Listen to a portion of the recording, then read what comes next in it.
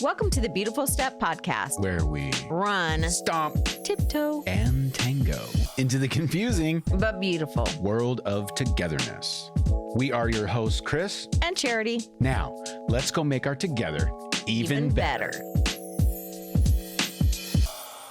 Hey. Hey. I like your fun hat. It is a fun hat. It's LL Cool J's hat. His actual hat? Mm-hmm. No. Gave it to me. It's a Kangol, though. He gave it to me, like, in spirit, because I grew up listening to some LL Cool J. Really? Mm-hmm. Yeah, you know pretty much every LL Cool J song. No rapper can rap quite like I can. I'll take a muscle-bound man and put his face in the sand. What? You want me to keep going? Sure. No, I won't. I'm not gonna. I promise I won't. I could. Does LL Cool J still do music? No. Just acts, right? Does he? LL Cool J doesn't have to do anything but be LL Cool J. Yeah, you're right. He's so Cool J. And don't forget Oreos eat Cool J cookies. I'm bad, right? I mean, that's him. Okay. I don't even know what that means, but it is a Kangol hat, which is fun. And your buddy Ron got it for you. Yeah. You guys always get each other hats on vacation, which is fun. I know. I owe him one. Yeah. Well, yeah. Yeah. You'll get a chance. I'll get a chance. We're going on a cruise soon. Yeah. Be fun. Okay. All right. So What? we put out there to the social universe, The social world, social. Uni. No, what is it? Social The verse. media. The universe. website. We put it out to the one website. We put it out to the website, man. We got some feedback. We asked if people had questions they wanted us to answer on the podcast. Yes. And we were going to do a whole episode of just questions. But actually, we got this question a couple of times. So we thought, you know what? It probably deserves its own session. What's the question, Charity? Well, people asked what you do when you disagree as parents with what you're going to do about something. It never happens. It always happens. How many times do you think we... Just a kind of a wonderful world of parenting. It never, ever happens. Everything goes just fine. You don't have any problems. Your kids will be perfect. Sorry, go ahead. What? Are you going to keep That's that not a music Cool going? J. Yeah. No, that's not a Cool J thing. Go. Well, I thought we agreed a lot You and I? about parenting, but we also disagreed a lot about parenting. No. You disagreed with me. And I had the perfect technique and plan. Not true. Coolest dad ever. You are the coolest dad ever. But I will say that was one of the things we disagreed about. Was What? you being the cool dad. You The were mean dad. mom, I was cool dad. Yes. We had that every once in a while. We did have that. And You actually, would say, like, why do I have to be the mean guy? Yeah. I actually hear that from a lot of my friends. Like, they'll say, like, why does he always get to be the fun one? Okay. Let's just ask the question. Is it because women are more, I wouldn't say fraidy cat, because that is, what do you call that? They call that derogatory. But maybe They call that derogatory. They do. The royal they call it derogatory. But what if it were a thing where women may be a little more careful? I do think women are probably more cautious in general. If we were to give really bold, like, generalizations, which is not fair, but yeah, because I remember more when protective. like Cole did this big grab on his snowboard when he jumped off the roof of the house. I mean, we had was it 4 stories? I can't remember. I think it was 4. 3. It was big. It was 3, a big 3 stories. Each story was like 10 feet tall. But anyway, my comment to him was, hurry up before mom sees. Yes, and that was a disagreement. Or even like when, Noah would do ski races or like any of that kind of stuff. Yeah, you were always like super willing, or you got everyone a motocross bike and you guys all motocross raced. I remember Noah. I mean, we were at the skate park one time and I had given him a knife. Okay, exactly. This is exactly my point. And we were just skating and he had the knife in his pocket. Uh-huh. And the knife came open in his pocket and he didn't realize it. It was one of those knives that is like a trigger kind of like knife, a switchblade. Not a switchblade, Charity. Oh, okay. But it did have the spring-loaded thing. It was a cool knife, really cool little knife. It was perfect size for him. He loved it. But anyway, he moved his hand in his towards his pocket or whatever, and he stabbed deeply into his hand. Yeah. So I race over. I thought something really bad was happening, which it was, right? Yes. And that even though we were very devout Christian family, he gets one big cuss, so he gets to cuss as loud as he wants, because that's when you have that kind of thing happen. Yeah. As dudes, you get to cuss. So he gave it a big cuss, and then I remember taking the knife and throwing it as far as I could because I was trying to get rid of the evidence. I didn't want you to think how much that I gave him a knife. You know how much you're incriminating yourself? Why? Our kids always had knives. I know, but maybe that I didn't give him a knife while he was skateboarding. Yes, that was a bad call. Hence the point. We disagreed about like what activities are too a kid risky. should carry a knife while he's skating in the park. No. See, we disagree. We still disagree on still that. disagree. Nash is getting a knife, and he's going to go skate with me. This is our grandson. No, no. Okay. But I will say, and I am probably extra risk adverse. I don't know compared to most moms. I mean, but because I'm an insurance agent, I'm always like, no, that actually does happen. When people are like, that'll never happen to me, I'm like, no, that happens all the time. It does actually happen. You're so right. I know. That's the truth, though. Okay, so can I just stop the universe right now and say, I appreciate you. I love that you're protected. You kept us safe all these years. I kept us wild. Sorry. That's true. You did keep everyone wild. You know, I put the Kango on and it sounds like I've been smoking. Okay. It's like a thing. Quit coughing in the microphone. I'm not trying to cough into it, but it's like if you buy a Kango and put it on, you get a gravelly voice. It's pretty cool. All right. Okay. I didn't know this. But anyway, you kept us safe. But I kept us crazy. This is one of the arguments people have. Another one might be like, do you give your kid a cell phone? What age do you do that? When do they get that? If they get that. I mean, Right. some other ones might be like, okay, back are up. they allowed to date? You're going to get into it. Okay. You're going to get into it, but I want to stop you because I think one of the big ideas behind parenting, no matter who you are, you have to sort of go baseline with how you were raised. Yeah. And what you think is either appropriate or not appropriate. One of the most helpful books that I was tasked to read while I'm getting my religion degree is called Unequal Childhood. It's going to be backward in the what do you call that? The camera. Mm-hmm. It's going to be backward, but Unequal Childhood by Annette LaRoe. And in fact, I read 60% of this, but I listened to the whole thing, and there were so many crazy, cool ideas in this book. Great book. And basically, all it is she does this study with, I think it's multiple families, and each family comes from a different part of society.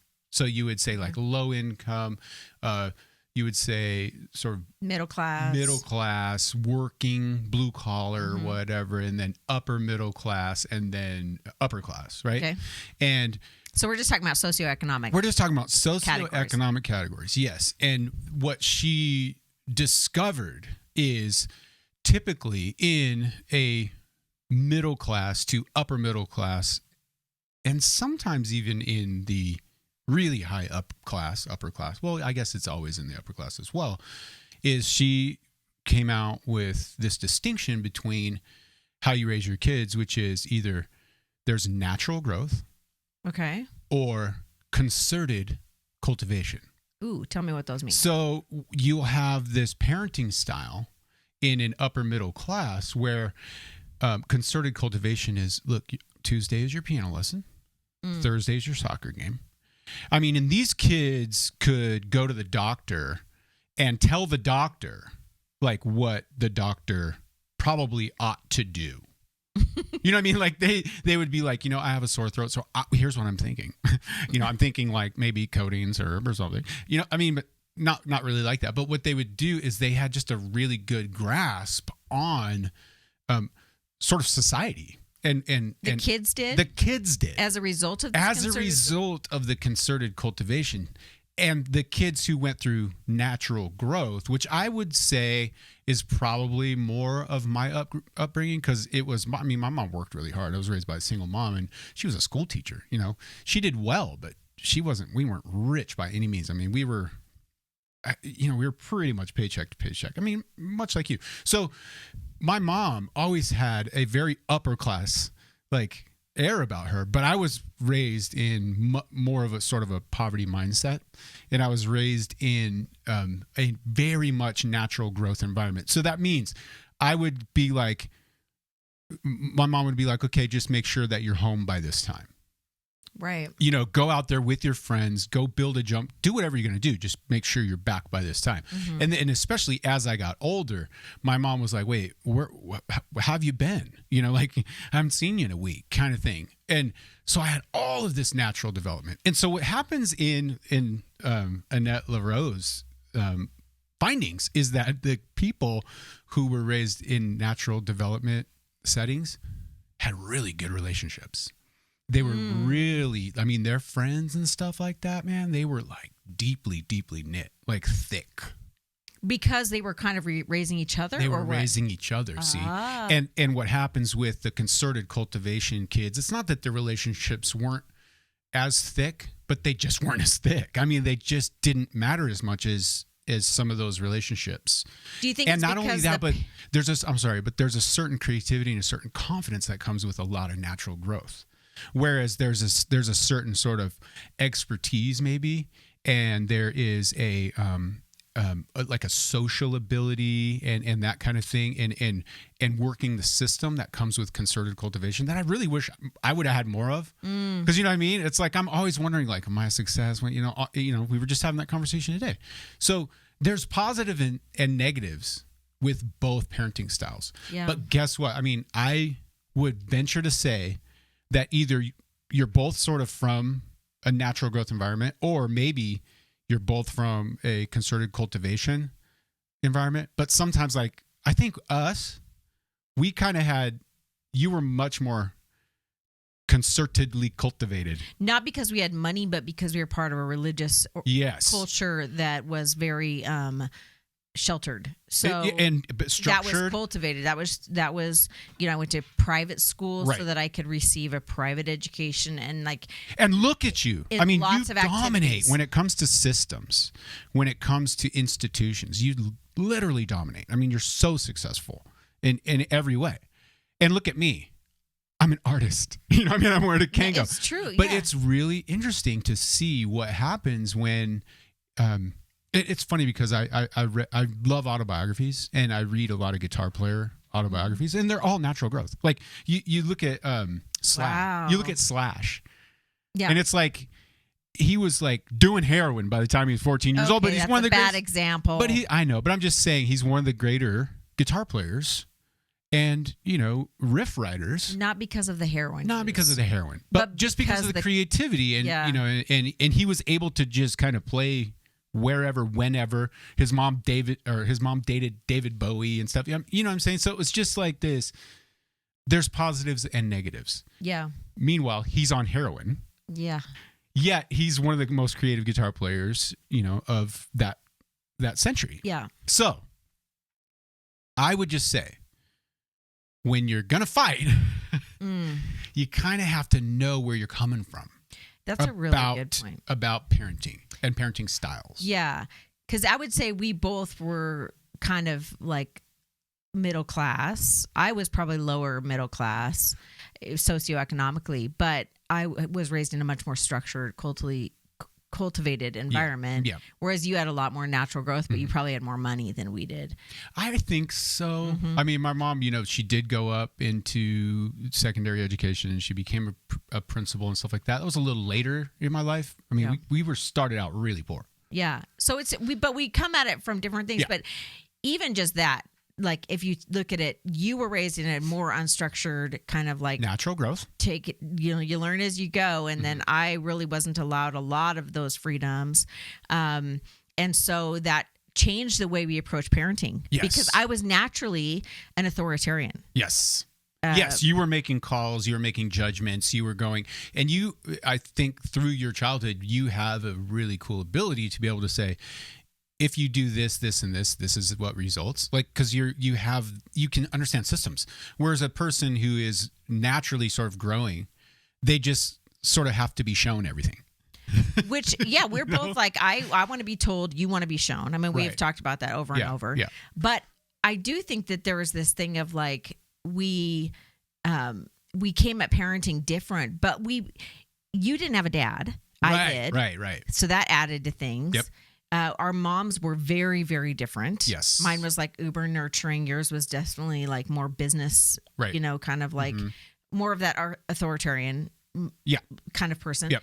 And so we came at parenting, and even though you didn't have a dad, you kind of came at fathering a little bit or authoritarian. Yeah. I think because the men in my life were filling those, base masculine gender roles. Okay. And there's a lot of like, men do this and men do, there's a lot of sort of structure as far as like what you do with your emotions and what you do with your body and what you do with your career and all that kind of stuff. So and you were raised in the trades, like working in the trades and construction. So there's not a lot of deviation when it comes to the trades. It's like, do the job, do it this way, get your paycheck. Yeah.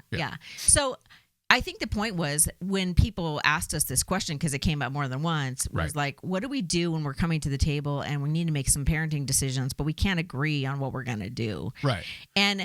And this is good information baseline. Yeah, just like where I'm coming from. Yeah, like, okay, so it's good to have that conversation and say like, okay, how are you parented? Yep. How would you want to parent? What kind of person would you want to be?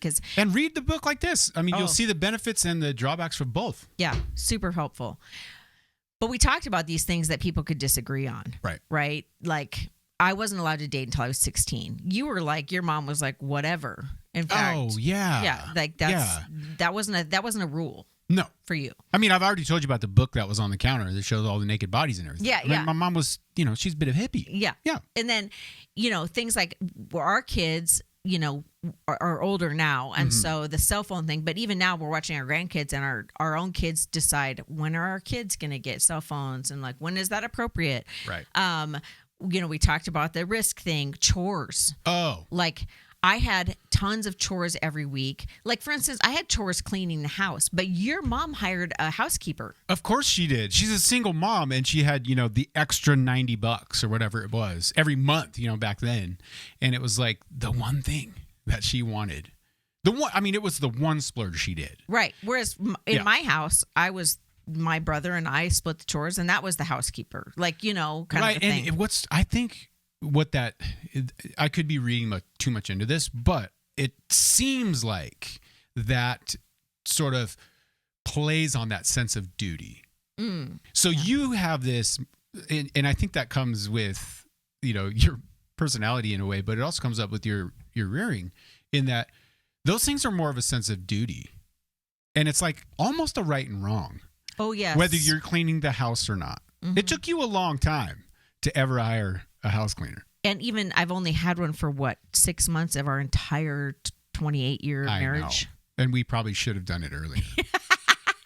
But I had moralized it. But that's the whole thing is there's a different upbringing, right? Like diet.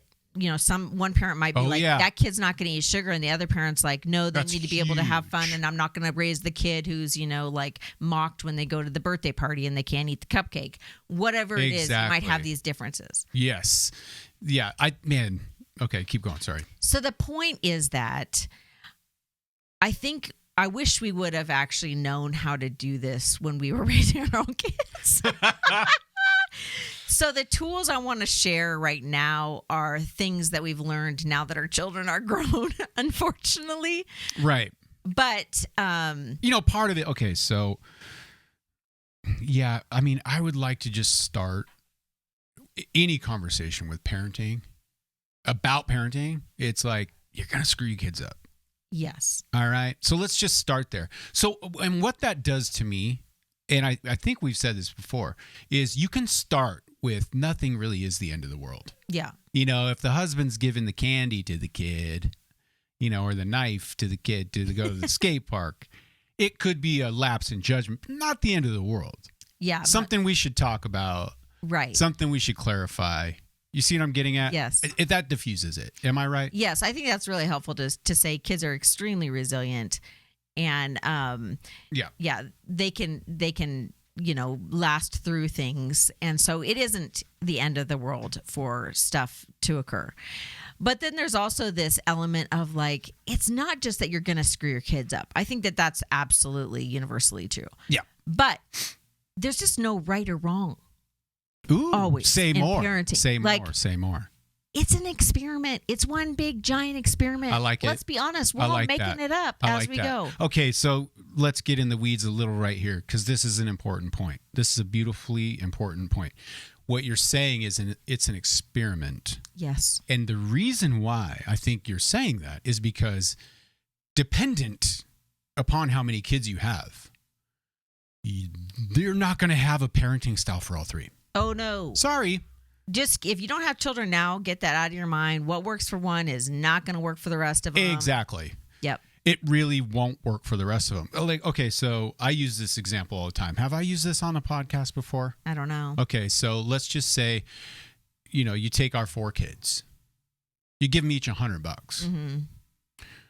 One of them will, early on waste the $50 and then scramble to make the 50, something that actually matters and will be really successful. Okay, the other 50. Hello, Jesse. Okay. Right? He'll always come out on top, but he'll kind of screw up first. You know what I mean? He that's kind of his life. When he was younger. Sure, yeah, now he's really good with money. And then you have another one of our children who will literally risk it all instantaneously.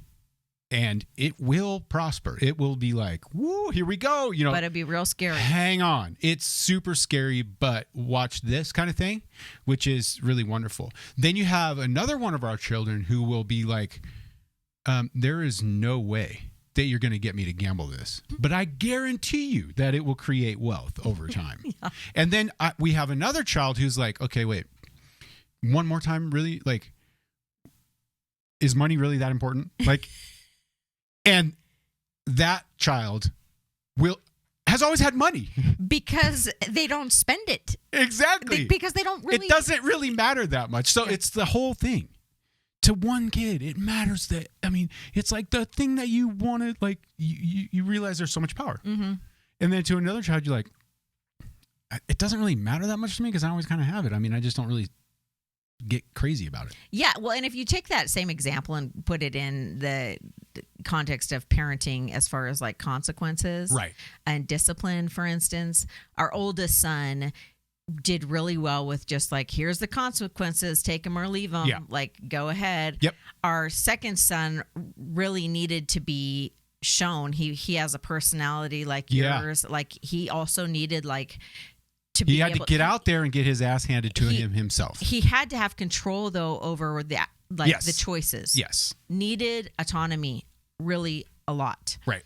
And then our youngest son really just needed to be told what is the best option, and then he would just usually choose the best option. He's just a very rational. Ended up with that kind of wisdom. Well, from me, of course. Is that you? Oh, no. Okay, whatever. And then you have our daughter, where it's like she does really well with just reason. Like if you could just sit down with her and go like, here's all the reasons like why that might, and kind of walk through the pros and the cons of things, and like let her process that, she'll make the right decision. I would say reason, but also philosophy. Yes. Like if there is a depth to that reason that she sees is really amazing. Mm-hmm. Yeah, that's all she really needs. So that came across in the way we disciplined, right? Like one might need to get, a kind of a strict, like, hey, you're going to be grounded and the phone taken away. Right. And then the other one, you just need to have a really heart-to-heart conversation with, because they just need to be told why you're making the decision. And then with the other one, you need to have a really like deep, in-depth philosophical conversation about you're probably crying at the end, why that's an ethical thing or not an ethical thing. Mm-hmm. So the point is that it changes for each kid. Yes. And you're going to come at parenting decisions from a very different background than I came. And I think the starting point, and where I want to get into this kind of like framework for decision making, if you can't agree on what to do. Go. This is, I don't know what to term it, but what to coin the term as, but this is the experimental parenting approach framework. I like that. Experimental. Partnership parenting. How about discovery? I don't know what we're going to call it, but discovery, or natural growth.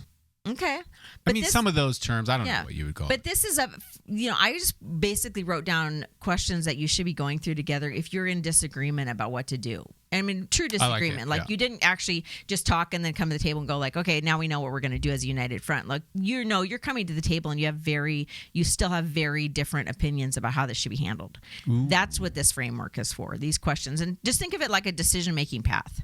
Can we give any examples of where you and I just got to an impasse? Do you think of any right now that are just like, because what's really funny is, it's not funny, but what's really remarkable is how much parents fight about what they do feed their kids. Oh, yeah. It's like, would you stop giving my child junk food? Right. Something like this. Yeah. I think for us, the impasse was more like, okay, like, how harsh are we going to be on this punishment? One of us would think like not very harsh, and the other person would think like, no, this needs to make a statement. Aha. That kind of thing. Like, but I think we can go through some examples of this framework and say like, this might, so these are just my best, like, hey, just try this. It's been so long since we've had like an immediate parenting disagreement or decision. Well, yeah, because our kids are grown. I know, but I'm just trying to rehearse. Did we ever fight about that whole thing of, no, if a kid starts something, he has to finish it? Yes, we think did. we fought Because about I that would a like little bit. be like, no, they should be able to quit wrestling if they hate it. And you were like, no, No. they need to learn to stick with it. You're gonna, if you start something, you got to see it through the season or something like that. yeah. I We would, remember like- we fought about that. We would, Because I'm like, this is a character thing, and you're like, well, it's kind of a discovery thing. You know, you were more hippie, I was more systematic on yeah. that kind Or of stuff. allowance. I remember fighting about allowance. Okay, that's a really good one. We did fight about allowance because my mom never just handed me money. And I always got allowance, but then we also had a ton of chores. So Right. I don't know. So it was that. We did fight about So that we- stuff. Okay. good. okay, so Okay. I think like we're just gonna put these in a framework. Like I'm saying, we're just gonna give you a bullet list of like ways Okay. to approach this. This Go. is best guess. I really like the parenting curriculum, Love and Logic. So if you've ever wondered about parenting curriculums, they're actually Ooh. really helpful because they're frameworks of thinking about things. But Love and Logic is basically this concept of making sure that your kid has onus in the decision about what is going to be the consequence Say of it again, actions. girl. Go ahead. So making Yep. sure that your kid knows Yeah. this is, you're not doing a bunch of idle threats. It's like, hey, you can do that. Here's your consequence. Here's the reward or the punishment if you do it. Right. Like this is what will happen as a result. Now you choose what you're going to do, and I'm going to try to as best I can take the emotion out of it and just like then go, okay. But it's also about like letting your child choose the consequence or letting them help Ooh. plan that. So this is a modification. I just took a couple of the questions out of there. But for instance, in this framework, I think you have to start by coming to the table together. So You're talking about the married couple or the couple who has a child. the couple. Okay. Yes. So picture us. We're coming to the table. We're in a disagreement about something. Right. We first have to start, number one, with total humility, realizing we're making all this shit up. Okay. This is a good point because, like you said, every kid is different, Mm-hmm. which means you have different parenting techniques. Which means you've never been right here before, right now. And that's the hardest part. And no one Is you have a theory. Yes, exactly. That's all you have. Let's look at it like a scientific framework. All you have is a theory that needs You're to be trying tested. something out on your kid that you're convinced is going to work. And can I just say that no one else has parented your kid exactly right now either. Exactly. So whatever advice you're getting isn't always going to be. It is a theory as well. They might have Exactly. played that out in their own life, but they don't have your kid. They don't have your background. The moral to the story is you show up to that conversation with the person whom you have the child with, knowing that your theory is just as theoretical Yes. as what they're going to show up with. Yes. And your Hashtag humility. yes. Right. And your theory is based on your very, very small perspective and experiences in life. Okay, this helps. It does help because Doesn't it it goes help? like, hey, I actually didn't never try that. I don't know. Like, for instance, for Right. us, you were raised and like you partied while you were younger. I Sure. did not. Right. And so when our kids were going through the teenage years, I was so afraid of those kind of things. But you were like, it's probably not going to be the end of the world if they drink. Right. But in my mind, that was the end of the world. So we come at it with this like very narrow perspective and experience. Right. That is shading our theory that we're putting out there as the thing we should be doing. Right. As parents. Absolutely. Okay. I love it. Yes. Okay. So that's the way you show up. Yes. You show up with humility. You show up realizing you're making it up. You show up with a theory. Good. Okay. The second thing is you actually need to identify what the real question is. What is the real issue? Because I think oftentimes people show up to these kind of conversations and one person might be taking the scenario much farther than the other person is. So for instance, let's take a cell phone decision. Good night. One person is actually asking, should we ever allow our children cell phones? And the other, go ahead. Okay, that might be the person who's taking it all the way.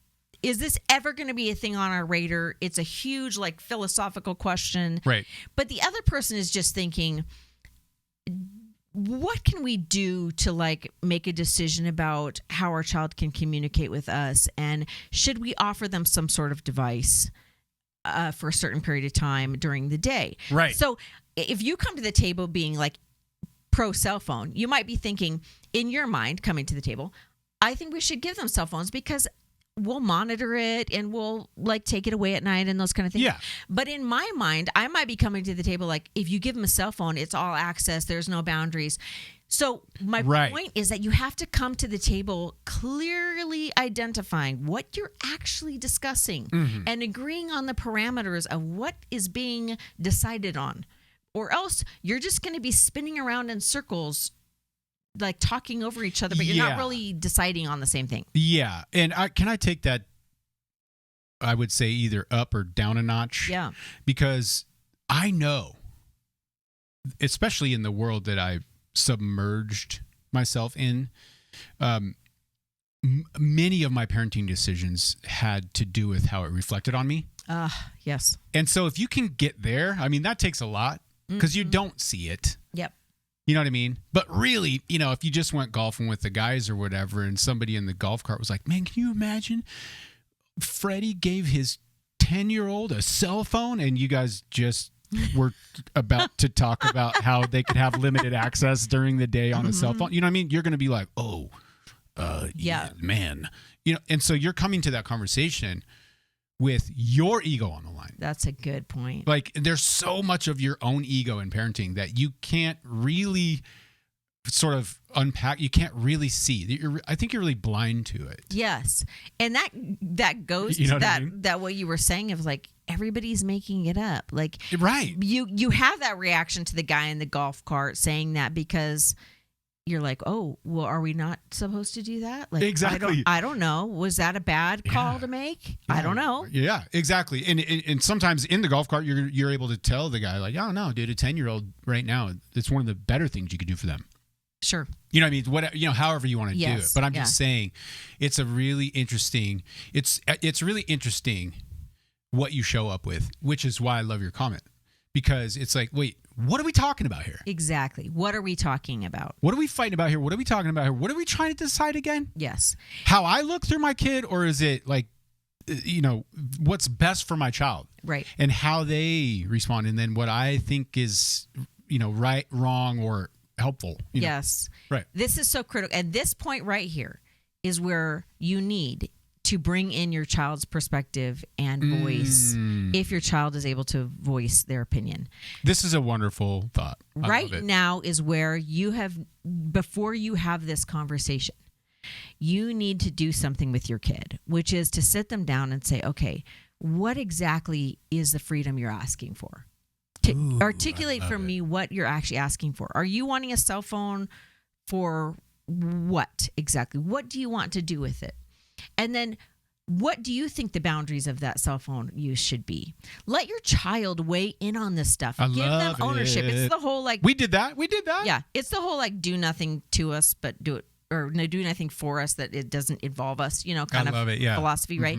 So, but make sure your kids they're a part of that conversation. Yeah. Because otherwise you're just trying to enforce something that they haven't bought into, but your kids need to buy into that. So I have a good example of this. I wanted to go to public school when I was in high school, because I wanted to go to dances and stuff that my school didn't do. And so I remember my mom and dad sitting there, and, first it was like, no. And then I just wore them down. Of course. That's what kids do. Yes, exactly. And so finally they did this actually really well. They did an experiment. They said, okay, Charity. They did it in 7th grade and then in 9th grade. I tried this 2 times. They said, okay, what would you want to do? And I said, I would want to go to this school because I know these kids, blah, blah, blah. And they said, okay, we're going to let you do it. No way. That's some good parenting. This is what my mom did. She said, okay, now tell me what it will look like if you're not doing well at school. Before she ever let me do it. Wow. Before she ever let me switch schools. Tell me what it will look like if we need to be worried. And I had to think about that. And I said, okay, here's the things I think it would look like. And then she said, tell me what it would look like if it was going really well. And I'm like, okay, here's what it would look like if it was going really well. And then she let me do it. And then you know what? When she started to see the symptoms of me not doing very well, she was like, you said that... I love your mom. I know. She said, you said that you wouldn't be doing very well. And what the beautiful thing she did before all this was she said to me, it's going to be okay if you're not doing well. And all you need to do, you don't even have to explain it to me. All you need to do is be like, Uncle... like I'm waving the right flag, something's not right, and I'll just pull you out. Like this is an experiment. So if you feel like you're not doing well, I'll just pull you out. That's all you have to say. Well, that's a really compassionate way of doing it because I know that my mom would be like, "Hey, how's that going for you? Tough shit. You got to stick it out, son." Right. But my mom was like, this is an experiment. I didn't actually want you to do this, but this is something that you really wanted, a freedom that you really wanted. So you've now given me the parameters of how this is going to work. And when it wasn't really going the way that you thought it would, I let you, without outing yourself, say, not really a thing. You know what? I did this wrong with our kids. Oh, you did? In friendships. There were certain kids that I was like, I don't know who they are. They have a little bit of rough past, blah, blah, blah.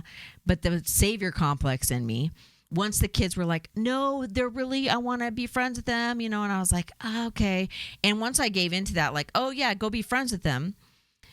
I didn't do it as an experiment. It was just like this all like, oh, you told me that you wanted to do that and you wanted to be like this great influence on this kid. And then I kept pushing them towards that. And I didn't give them an out to be able to say, I don't need to explain to you, Mom, but I need you to be like, you can't hang out with that kid anymore. And instead, I would kept pushing that to them because I was like, no, that's the decision you made, was that you were going to be with a friend with that kid.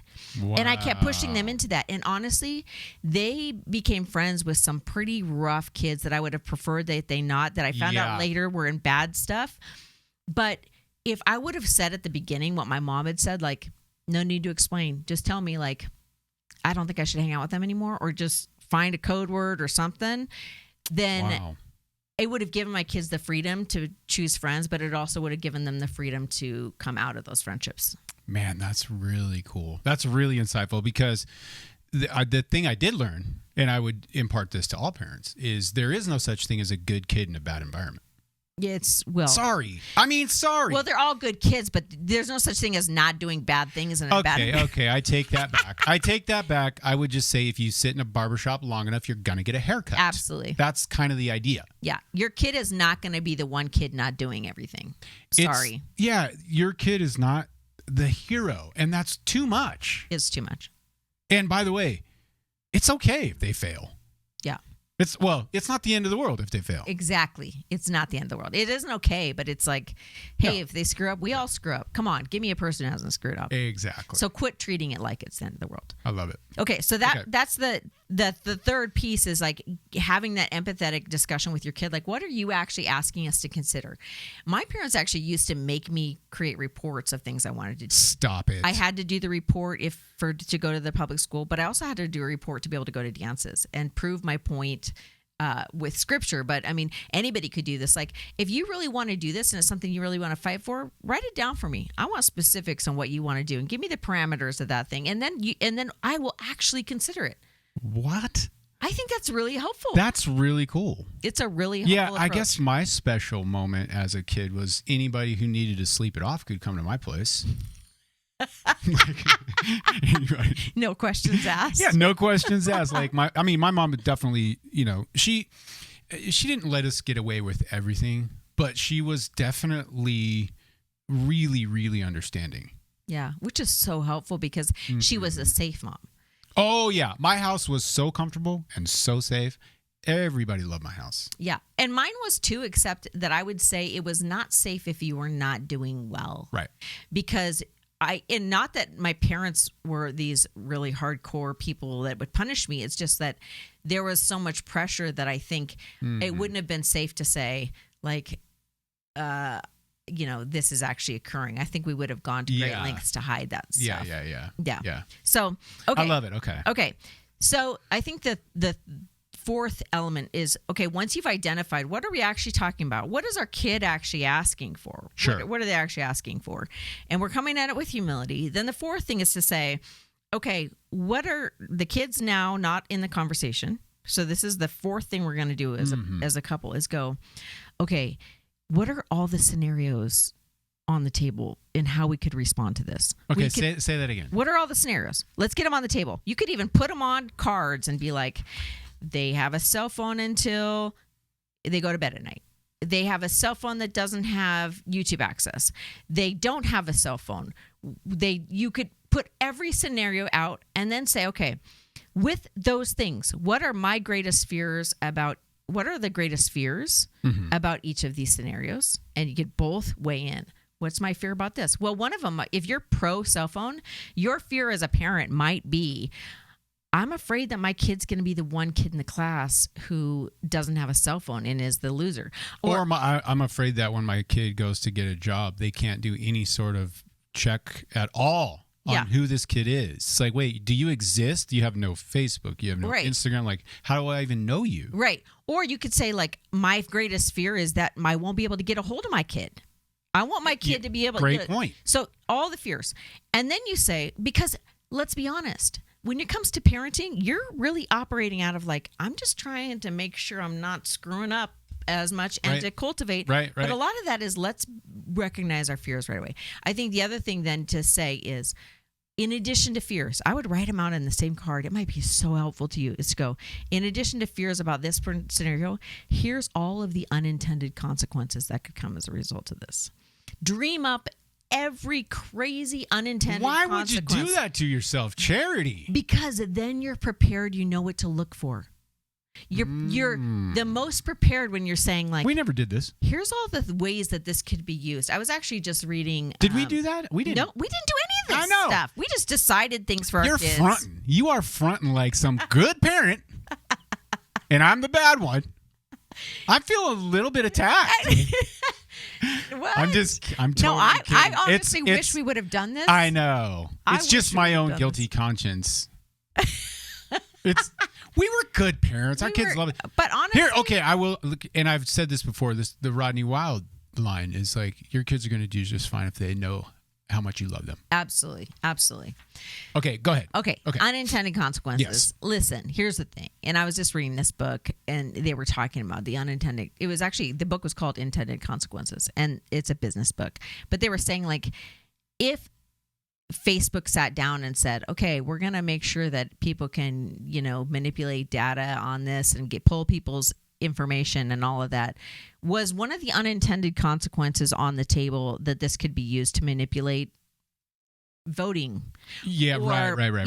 Yes. So oftentimes we're creating something, we're like thinking we're innovating, we're thinking we're doing something different, and we're not actually, before we start, going, what are all the ways this could be used in a way that we don't really want it to be used? You're thinking upshot, no downside, upshot. Wait, exactly. What? Yeah. Well, we do this with our parenting perspectives, right? Like, I might be coming at a conversation thinking, no, they're going to get the cell phone and I know I'm right about this, or whatever, or they're going to be able to date and I know I'm right about this. And then because of my bias, right, and my confirmation bias, because it's confirmed by the way I was raised. Sure.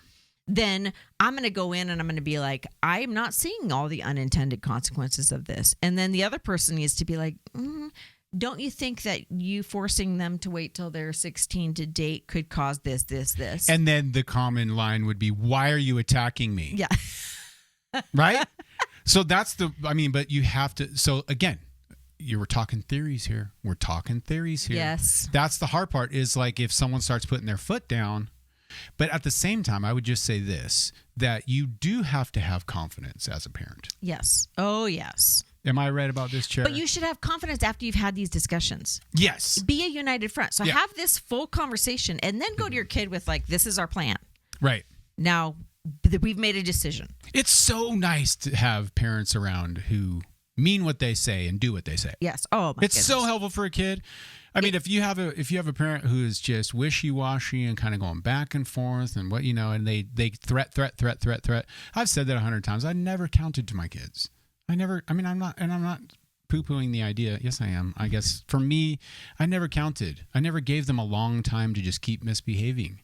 I'd be like, I'm going to count to 3. And then you're going to have to stop misbehaving. I never did that. I was just like, stop misbehaving, man. But I wish we would have done the consequence thing where we would have said, like, here's your options. Yeah, that's a genius move. Like, do this or this. But, like, I'm not going to negotiate with you. You don't negotiate with terrorists. Like, you just, like, these are your options. Take it or leave it. Right. And you made the choice. You get to choose your outcomes. Yeah. So, okay, that leads us to the next point, which is basically, in addition... I love the choosing the outcome thing, by the way. Yes. Because that's so... I mean, because what happens in that conversation, we've had that conversation with our kids here and there. I mean, we had really good kids. We didn't have to do a ton of really heavy-handed discipline. Yeah. But I do remember, it's, you go, hey, look, if you got caught doing this, or if you knew someone who got caught doing this, what do you think's the right move as a parent? Yes. I mean, honestly, kid, talk to me. Like, well, that's what good. Would you think? Let them decide what the punishment should be, which is part of that original conversation. Like, what do you think is going to be the outcome if you don't do that? Right. What you tell us what you think it's going to be. And usually the kid will have a harsher outcome than the parent. Almost always. Yep. Because I do remember that, like, saying that to probably all of our kids at some point was just like, I mean, don't you think that this needs to be disciplined? Yeah. And they would always be like, well, yeah. I mean, yeah, it was wrong. Yeah. And you're like, okay, well, what would you do? Yeah. And almost always it was weird. more harsh than we would have done. But that is one of the things that also needs to be identified. In addition to like going, what are we going for here? I think you have to say, how are we going to know that this is successful? If we're doing an experiment and we're going to say like, let's try your approach. Okay, we've put it all out on the table.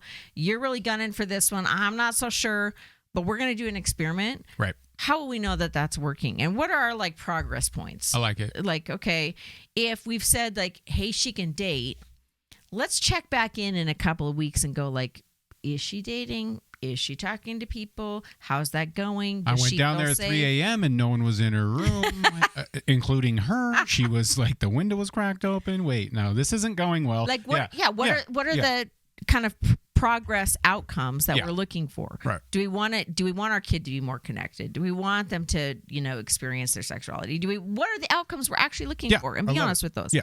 Okay. And then you're basically just experimenting. You're just I think we've saying, said that a few times. Yeah, today. you're just it's true though. You're just trying it out. And what you do is you say, let's try that for a time period. And you actually you communicate that to your child. Okay. We've decided that this is what we're going to try. We're telling you why we're choosing this. Yep. And I love it. And then we're telling you what we're kind of expecting, the parameters, and here's how long we're going to try it for. And we're going to judge how it's working. And if it's not working, we're going to adjust or move on to a different tactic. Try a different one. And like if you are, at odds about how you really can't agree about how something should go, maybe you should just commit to ahead of time. We're going to try your tactic for 2 months. Really try it. Like both of us give it everything Are we you got. talking about between the parents? Yes. Like we're going to give them the cell phone for 2 months. And I'm going to be all in with you. We're going there. Yep. We're going to look at it. We're both open-handed, hoping that this works out. And in 2 months, we're going to switch and try it the other way too. And then we're going to see which outcomes we like better. We've done that where we were like, you know what? We got to roll the dice, baby. We got to do something. Yeah. And again, neither one of us have parented yet. We have been parented in different ways. Yeah. And we haven't yet parented this particular child. No one has. Yeah. So yeah, we did that. I don't think we did it all the time, but we did it enough to remember. Yeah. We're like, let's try it your way. Yeah. And by the way, let's hold hands and go down in flames. Exactly. And Right. I think where you get wrong in that scenario is when you say, let's try it your way, but I'm going to be sitting there going like, I told you it wasn't going to work and I'm not going to go all in with you. Parenting is a united front. Mm-hmm. You lose if you separate. That's what I was saying is like if you want to be convincing at all or help your child at all, you do have to have confidence. Yes. And you have to have confidence as the couple, as the parents. Yes. Even if you're just co-parenting, like not in Right. the same house or anything like that, you still need to come at a united front. Like this is what we have decided as your guardians to move forward with. Right. Yeah, your kid is not in your social life. It's your child. It's your child. You got to make decisions. You got to, yeah. So the point though is this is an experiment. You're Yep. trying things. You're coming to the table, you approach it like science. Look at it and go, okay, here's all the theories. Now I'm trying to disprove the theory. Mm-hmm. I'm trying to see, like, can I prove that that one's true or not? And you're just constantly adjusting. And I love what you're saying, but I also don't like it at all. Oh, really? Well, just because you're like, it's a science experiment. It's a scientific approach. It's the way a law student would do it. It's a person who has a PhD in law would do this. You forget it's relationships, right? Yeah. And you forget that it's, they're teaching you as much or more as you're teaching them. Yeah. You're learning so much about yourself, so much about the stupid stuff that you value, right? Or that you don't value and you should be valuing. Or, so I guess the big idea too, and I remember, I think it was Darius Arnold taught me this. He was like, you're going to have to learn your kids' language. Mm-hmm. You're going to have to learn your kids' language each time. It's like, I don't think this is, betraying any confidences, but it's so funny talking to your brother because he's like, my dad kept taking me hunting. And he's like, I'm a guitar player, man. I hate hunting. And I'm talking to your dad too. He's like, yeah, I don't know why I took Rich hunting so much. Wasn't talking each other's language, man. Yeah, because my dad loves hunting, but Richard didn't love hunting. Yeah. So you have to start there. I would just say that, yes, I love all of the scientific stuff. I'm just giving you a hard time. And you're right. I mean, you have to strategize. You have to plan. You have to talk this stuff out. And you have to do it in a way that's not combative. Yes. Combative. Like where you're not at each other's throats. You're humbly going like, look, these are some theories we have to try. We have to do something. Yeah. Something happened because we love this child so much. Mm-hmm. And I love you so much. And I want the very best for them. I want them to be successful. I want us to be happy. So here we go. Let's do it. You know what I mean? Based on what we know, based on the relationship, based on how much I love you and how much I love our child. You know what I'm saying? That's all that baseline stuff that you do need to, I think you need to get that out on the table. You do need to say those kinds of words. Yeah. Or else it does turn into a thing of like, well, your theory's not working, mine theory's working. It does turn into something like that. It does. Whereas when you get on the table, it's because we love Noah, or we love Jesse, or we love Cole, or we love Olivia. That's why we're doing this. Yeah. And I love you. And, it's us against the world, babe. Like, right. And you really are trying to, parenting is about setting those boundaries, whether you want to set the boundaries for natural growth and like you set them way out here and you're like, okay, don't crash into these, you can use my hammer, my nails, my plywood. You can do all that stuff. You can build a jump just being by 7:00 and here's some Band-Aids, go. Yeah. Or you're the person who's setting the boundaries for concerted cultivation. Either way, it's still your responsibility to set the boundaries. 100%. As a parent. Yeah. And you can do that together and have a much better journey.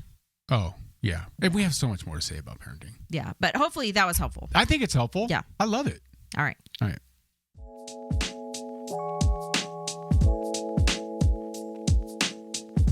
Wait, babe, wait. How do we end this? By saying thank you. Okay. You guys are awesome. Thank you. There's nothing more encouraging than you hitting that like button and commenting. And don't forget to subscribe. And I know there's more. You have a list. Might as well go down the list. Right. Okay. Watch the video of this podcast on our Beautiful Step YouTube channel or on our website where you can actually download transcripts and show notes of the episode.